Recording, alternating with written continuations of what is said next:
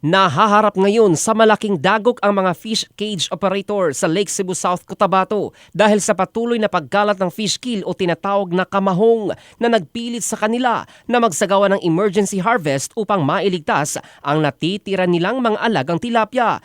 Una itong naitala sa mga bahagi ng Lot 70, Isla Tebenhu at Isla Tibuo bago tuluyang kumalat sa iba pang lugar sa lawa. Ayon sa mga lokal na otoridad, dulot ang fish kill ng matagal na masamang panahon na nagpababa sa antas ng dissolved oxygen sa tubig. Dahil dito, nahirapang makahinga ang libu-libong tilapia na inaalagaan sa mga fish cages.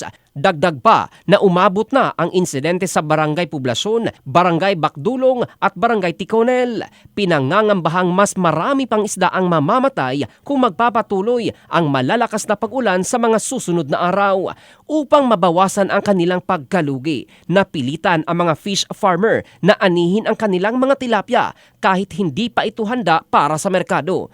Patuloy namang nagsasagawa ng assessment ang Municipal Agriculture Office ng Lake Cebu upang matukoy ang lawak ng pinsala at epekto nito sa industriya ng aquaculture habang patuloy ring minomonitor ang kalidad ng tubig at oxygen level sa lawa. Bunsod ng biglaang pagdagsa ng mga inaning isda sa merkado, bumagsak ang presyo ng sariwang tilapia na ibinebenta na lamang sa halagang 100 hanggang 150 pesos per kilo habang umaabot sa humigit kumulang 160 pesos per kilo ang mas malalaking isda. Bagamat nakinabang ang mga mamimili sa mababang presyo, lalo namang nadagdagan ang pagkalugi ng mga fish cage operator. Umaasa ngayon ang mga residente at lokal na opisyal na bubuti ang lagay ng panahon upang muling tumaas ang oxygen level sa lawa at mapigilan ang paglawak pa ng fish kill. Hinihikayat din ng mga otoridad ang mga fish cage operator na manatiling nakikipag-ugnayan sa Municipal Agriculture Office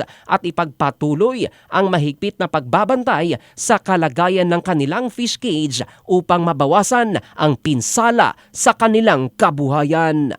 In the heart of changing lives, ito si Jofel Candado ng Brigada News Philippines, the Music and News Authority.